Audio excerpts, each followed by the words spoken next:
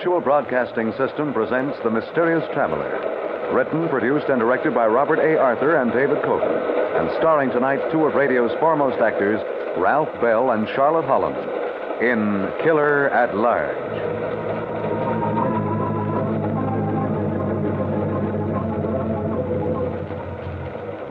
This is The Mysterious Traveler, inviting you to join me on another journey into the realm of the strange and the terrifying. I hope you will enjoy the trip, that it will thrill you a little and chill you a little. So settle back, get a good grip on your nerves, and be comfortable, if you can, as we drop in on a very clever gentleman. A gentleman who perfected an ingenious plan to be rid of people he disliked without ever having to suffer for it. I call his story Killer at Large.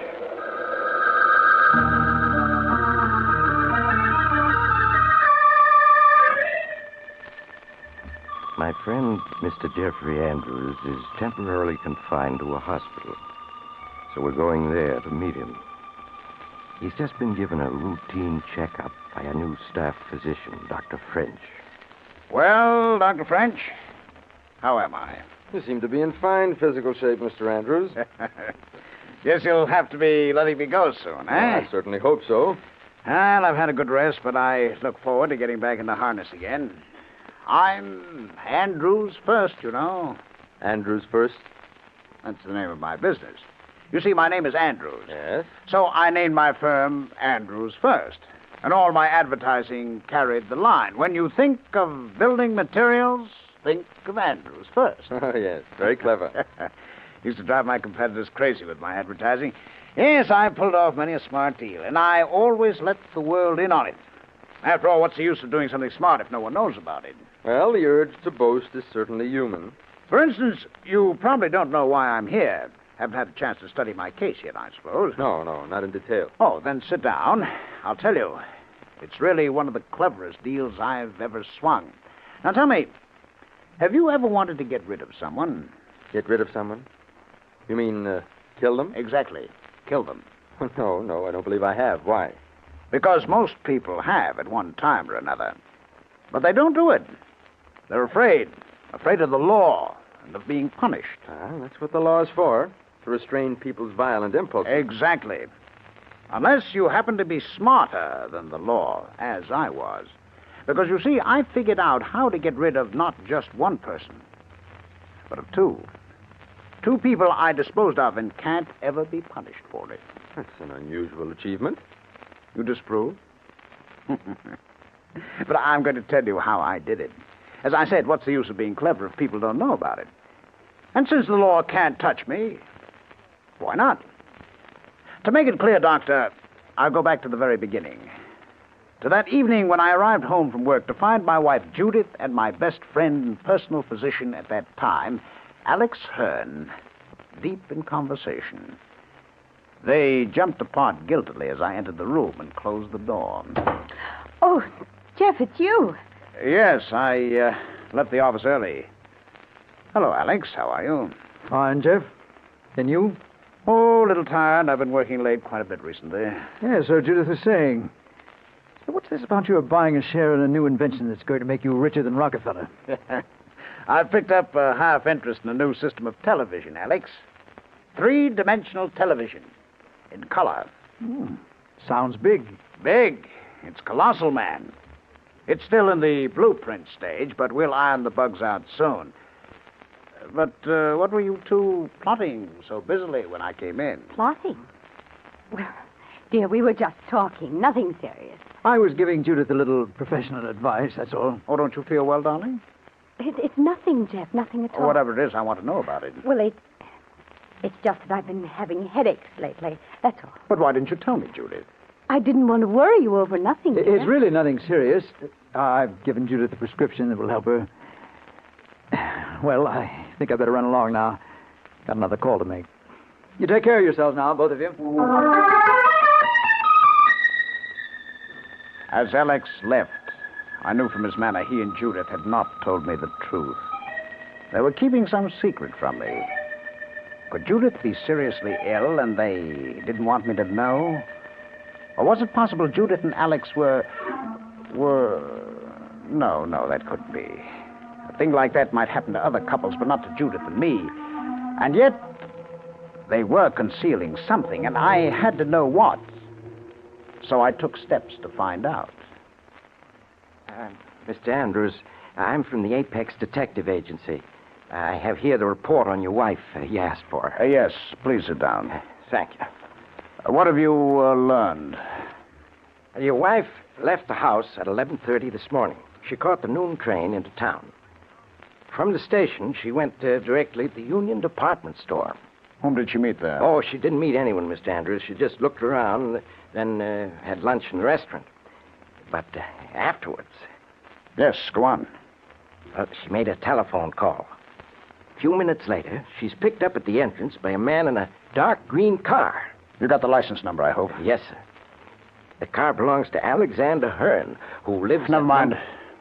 I know his address. We handle hundreds of such cases, Mr. Andrews. I suppose you'll want me to keep following it till I get all the necessary evidence. No. I know what you're thinking. It's not so. Yeah, and naturally I sympathize, Mr. Andrews. Of course, it's a shock to learn your wife is deceiving you, and... Why, you... Stop! You're choking me. It isn't so, do you hear? My wife loves me. There's nothing between them. Nothing! I didn't mean anything. I just thought you'd want me to... Get out of here. There's nothing between them. How easily I'd said that. And yet, why should Judith meet Alex secretly in town? Where had they gone after they had eluded the detective? I wanted to trust her, but what was their secret? I had to find out. That night, when I returned home, I casually questioned Judith. What did you do with yourself today, darling? Oh, I got so bored I went into town for some inexpensive window shopping. Oh, why didn't you phone me? I'd have taken you to lunch. Well, I knew how busy you were, dear, so I ate by myself. What did you do after lunch? Taking a show? No, just window shopped. Then came home on the 4:00 train. Sounds like a lonely day. You, should have taken someone with you. Well, I didn't decide to go until the last moment. Anyway, I like to window shop alone. Jeff, you look so strange. Aren't you feeling well? I'm all right. Just a little tired. Oh, poor darling. You're working much too hard these days. You must stop it, Jeff. Really, you must. I settled down, pretending to read, but my mind was spinning tormentedly. I didn't decide to go until the last moment. Anyway, I liked to window shop alone. How easily her answers had come, as though she'd rehearsed them. But they were lies, all of them. Could the detective have been right and I wrong? No, I couldn't believe that. I had no proof. I had to have faith in Judith. I made myself believe I was doing her an injustice, but the very next evening, I found Alex at the house again. He and Judith were walking in the garden, speaking together in low tones, so secretly they didn't even notice me. Now, Judith, you must listen to me. No, Alex, I won't. I tell you, we can't go on like this. But if we're careful, Jeff may never find out. But he's bound to. People will begin to notice and talk. Sooner or later, Jeff will know that something's wrong. And the longer we wait, the worse it'll be in the end. I know. Oh, Alex, I can't bear to hurt him. Oh, Judith, I understand how you feel, but it can't be helped. Now, I have a plan worked out that can't fail. A plan, Alex? 2 psychiatrists who are friends of mine will sign the papers, and Jeff will be quietly committed to a private sanitarium. We'll make him think it's just for a short rest. He'll never suspect a thing. Oh, Alex, I couldn't. But we can't go on hiding the truth from him like this. Believe me, Judith, it's the only way out. All right, I'll do whatever you say. But we mustn't let Jeff suspect what's happening.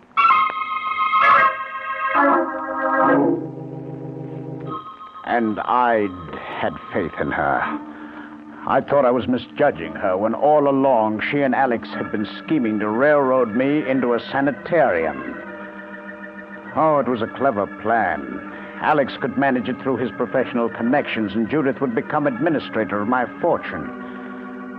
I almost let them know I'd overheard them. And then I got control of myself. There was a better way to handle the situation. I had to think about it and decide what to do. So I slipped quietly away. And a little later, I took Judith out for a drive as though I suspected nothing. But as I drove, I pondered how best to punish them. What are you thinking about, Jeff? You've hardly said a word all evening. Jeff, I'm speaking to you. Oh, I'm sorry, dear. I'm afraid my mind was on business. You really are working too hard these days. Oh, I'm not working that hard. Too bad we couldn't persuade Alex to come with us tonight. He's always such fun when he forgets he's a doctor. That's because he puts his work completely out of his mind when he gets a chance to relax. I suppose it would be better if I were like Alex. Of course not, dear. I like you just as you are, Jeff, silent moods and all. I wouldn't want you changed. She lied. I knew she was lying. By now, I found it impossible to believe a word she said. I had too much evidence to the contrary. Of course, Mr. Andrews, it's a shock to learn your wife is two-timing you. But if we're careful, Jeff may never find out. I have a plan worked out that can't fail. Two psychiatrists who are friends of mine will sign the papers, and Jeff will be quietly committed to a private sanitarium. I like you just as you are, Jeff. Silent moods and all. I wouldn't want you changed. How easily she said that. How smoothly she continued her deception. Bitter rage burned inside me, and deliberately I stepped hard on the throttle. We went faster and faster until Judith became frightened. Jeff, why are you going so fast? We're doing more than 60, and there are a lot of curves in the road. Oh, don't worry, Judith. I'm a good driver. Yes, but darling, we're almost up to 70. Now, Jeff, please slow down. We'll be killed. Too bad Alex isn't with us. He'd enjoy this. Now, Jeff, please, darling, slow down. There's a crossroads ahead, then a curve. Jeff, you'll kill us both. I kept my foot hard on the throttle. I knew there was a curve ahead, and behind it a 300-foot drop into a canyon. I made up my mind. I'd drive over the cliff and end everything for both of us. If only I'd had Alex in the car, everything would be perfect. He deserved to die, too. At the thought, my mind cleared abruptly. How stupid it would be to kill myself and leave Alex unpunished when I knew perfectly just how to make him pay. I slowed the car as I planned all my moves. They were going to try to commit me to a home, were they? All right. I'd fall in with their plot. I'd actually help them by pretending to be unbalanced. I'd make it easy for them, and in a few days, a week perhaps, we'd see who was the cleverer. We'd see.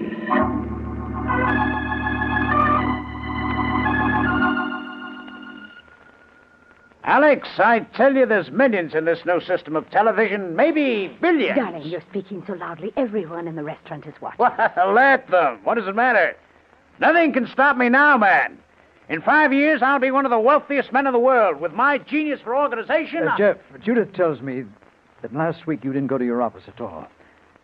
You just sat around the house and wouldn't say a word to anyone. Oh, well, you know how it is, Alex. Sometimes a man feels a little blue. All geniuses are like that.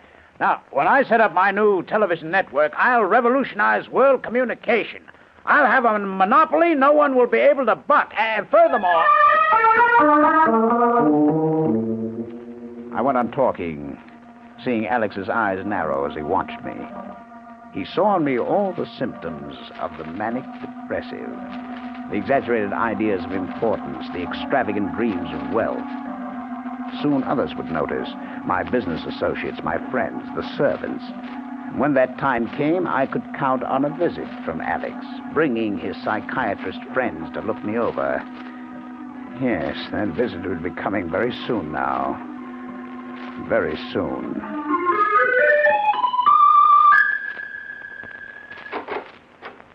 Jeff, darling, Alex has come to see you.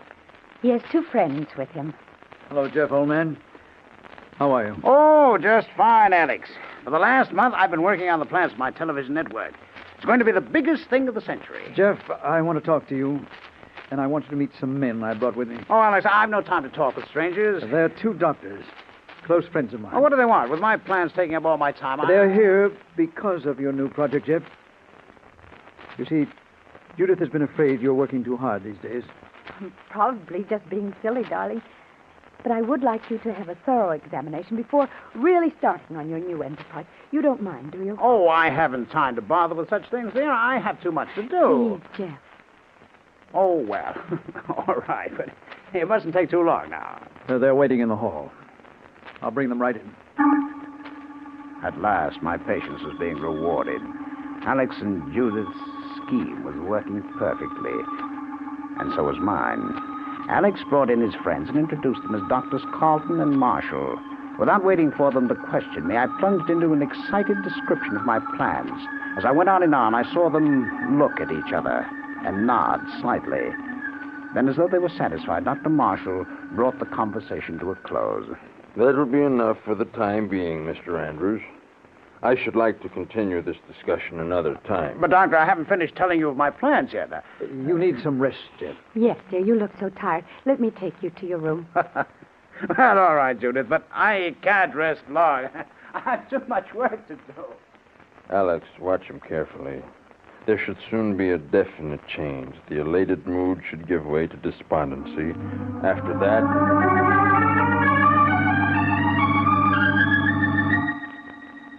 I couldn't help overhearing Dr. Marshall's words as Judith led me out of the room. Alex, watch him carefully. There should soon be a definite change.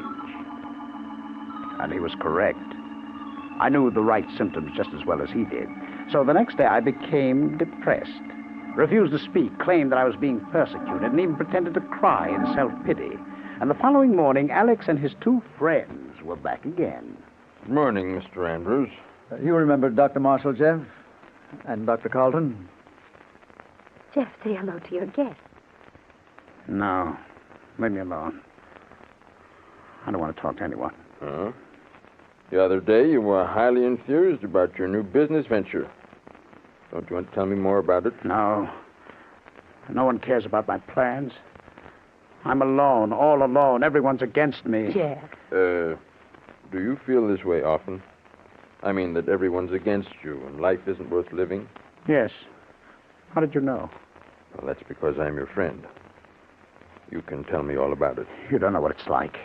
To be all alone, to have no friends, to know that everyone hates you, wants to hurt you. Yes, I understand. Well, I'll see that no one hurts you. Wouldn't you like to go someplace where you'd be safe? Where you'd be surrounded by people who were your friends, wanted to help you? Yes, I'd like that, but there isn't any such place. I think I know one. But we've talked long enough for now.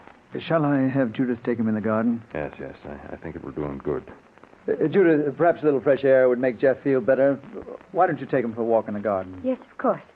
Come, give me your hand, darling, and we'll go out in the sunshine for a while. That's it. I'll call you when we're ready. Yes, all right, Alex. I let Judith lead me into the gardens. Through the library windows, I could see Alex and the two psychiatrists. Alex wasted no time getting them to sign the papers that would commit me to a home from which he and Judith would see I never emerged. But he didn't know that the signing of those papers meant my scheme had succeeded, not his. After a few minutes, Alex came to the door and called. Judith, will you bring Jeff in now? Yes, all right. Come along, dear. All right, I'll come. Oh, Jeff, we've been talking things over, and Dr. Marshall knows a place where you would be very happy. Yes, Mr. Andrews. Small rest home upstate. You'll be able to get a good rest there among friends. Anything, I don't care. No reason you shouldn't go up today. Alex can drive you up this afternoon. I don't care when we go. Nothing makes any difference to me. And, darling, in a little while you'll be home again. Feeling so much better. Come, Jeff. Judith and I will help you pack. Yes, give me your hand now, Jeff, and we'll go with Alex to your room and pack your things. And we'll go with Alex to your room to pack your things. My best friend and my loving wife. And they couldn't wait to get rid of me. But I was smiling to myself in triumph as Judith opened the door to my room. Come in, dear. Now, you just sit down and we'll take care of everything. Now, you must have courage, Judith. It's almost over. I think 2 bags will be enough for now. If Jeff needs anything later, you can take it to him. Yes, Alex. Jeff, dear, what suits would you like? Jeff, what are you looking in that golf bag for? Just something I've been keeping here. I've got it now. Jeff, a revolver. Yes. And fully loaded. Well, what do you want the gun for, Jeff? Here, give it to me. I'll take care of it for you. Stay where you are. That's better. I want to talk to you. I've been waiting quite a while for this moment. What are you saying? Oh, come, Judith. You don't have to pretend anymore. Jeff, let me have that gun. I want you to stand still or I'll shoot. Alex, he means it. Yes, I do mean it. Your little plot's been an extremely clever one. Our little plot? What do you mean? The idea of having me committed so you two could be rid of me. But you must admit I did help it along by my cooperation. Jeff, what are you talking about? It's no use pretending anymore, my dear. I've known everything for weeks. Ever since I overheard the 2 of you talking in the garden one evening. You heard us talking in the garden? Then that was why you almost killed yourself and me that night when you were driving so fast. Yes. I changed my mind because that would have left dear Alex still alive. Jeff, you don't understand. That conversation you overheard My best friend and my loving wife. Well, you'll be together without me, all right. But we'll be in different worlds. You're mad, really mad. Of course I am, my dear, of course. Haven't 2 reputable doctors signed papers testifying to the fact? Which in the eyes of the law relieves me of responsibility for my actions. You aren't going to... But I am. Oh, no, Jeff. Yes, my dear, yes. I'm going to give you both what you deserve. Death. Oh, no, Jeff, no. You're wrong, darling. You must There's listen nothing to us. to listen. But I shall be as considerate as possible, my dear. I shall punish Alex first. No, Jeff. We have been keeping a secret from you, but it's not the secret you think. You're wrong about the whole affair. I don't think so, Alex. Jeff, put that gun down. Jeff! Jeff! But... Jeff, you should have listened. You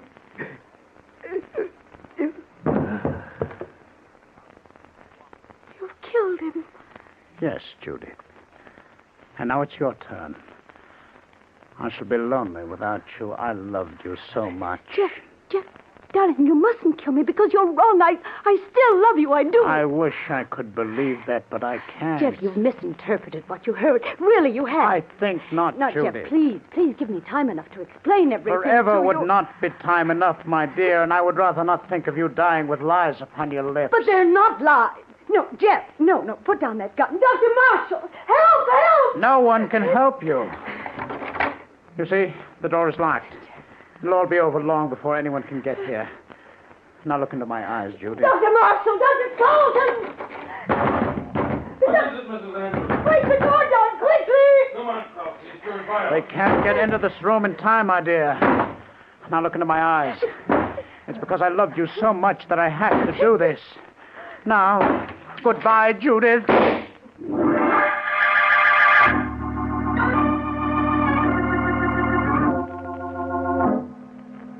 So, Doctor, that's how I did it. I pulled the trigger just as Dr. Marshall and Dr. Carlton broke the door down. Too late to save Judith. And you see the beauty of my plan, of course. It was perfectly safe. I was certified as being of unsound mind, so I couldn't be punished. Oh, naturally, for the last 2 years I've been confined here in this institution, but I haven't minded it, really. I've been gradually responding to treatment. I've been careful not to respond too fast, you see. And soon you'll be letting me go as cured. I'll be free as air. Now I ask you, Doctor, wasn't that rather clever? It might be considered so, Mr. Andrews. But why have you told me all this? Aren't you afraid I'll report it? The police will never believe it. Besides, they could do nothing if they did. No, Doctor, I'm in the clear. I'll start a new life and take up my plans where I left off. That television invention is still waiting to be developed. Hello, may we come in? Doc Marshall said it'd be all right for us to speak to Jeff today. Well, hello, old man. How are you? Judith. Alex. Oh, no. Darling, I'm so glad to be able to see you again at last. No. Now, You're not real. You're dead. Mr. Andrews. Send them away. They've no right to come back. I killed them. They're dead. Mr. Andrews, calm yourself, please. I'll take care of them. I'll send them back where they belong. Please, both of you, come outside. They have to go back. They have to stay in their graves. The dead must stay buried. Yes, of course, Jeff. We won't bother you again. Come, Judith. They can't be allowed to disturb me with the dead. I won't stand for it. I tell you, I won't stand for it. I won't stand for it. Oh, Alex, no. he still isn't well. No. We'd never have come, Dr. French, but we thought he was almost well. Yes, so did we. But we were wrong. Just temporary improvement. He still believes that you were plotting against him and that he killed you for it. But you understand the truth, don't you? I think I do, yes. Well, he overheard us talking about his mental condition and trying to decide what to do about it. And he completely misinterpreted what he heard. And then he tried to shoot us and had to be brought here. And... Of course, Mrs. Andrews. But I'm afraid we'll never be able to make him believe the truth. Oh, Doctor, no. You see, in his mind, he's killed you. As far as he's concerned, you're dead. I'm afraid you must never see him again.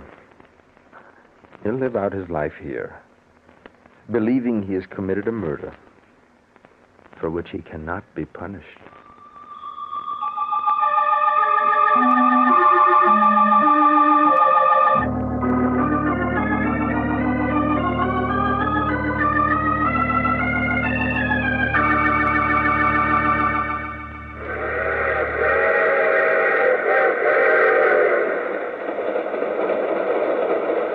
This is the mysterious traveler again. Well, Jeff's idea looked like a good one for a while, didn't it? But I don't advise you to try it. You might wind up the way Jeff did. In fact, my advice is to forget the whole thing. You'll be much happier. There's no such thing as the perfect crime. Which brings me to my story for next week. Death has two faces. It's about a gentleman who discovers a new way to die, in which he lets someone else do all the work, and he... Oh, you'll have to get off here. I'm sorry. But I'm sure we'll meet again. I take this same train every week at this same time.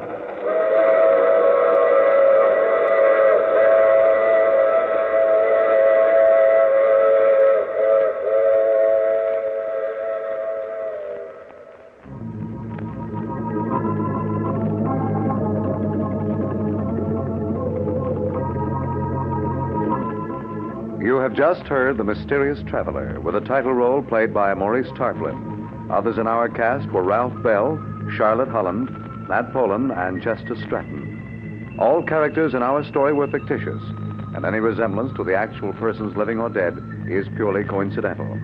Original music composed and played by Al Finelli. Phil Tonkin speaking. This is the world's largest network, the Mutual Broadcasting System.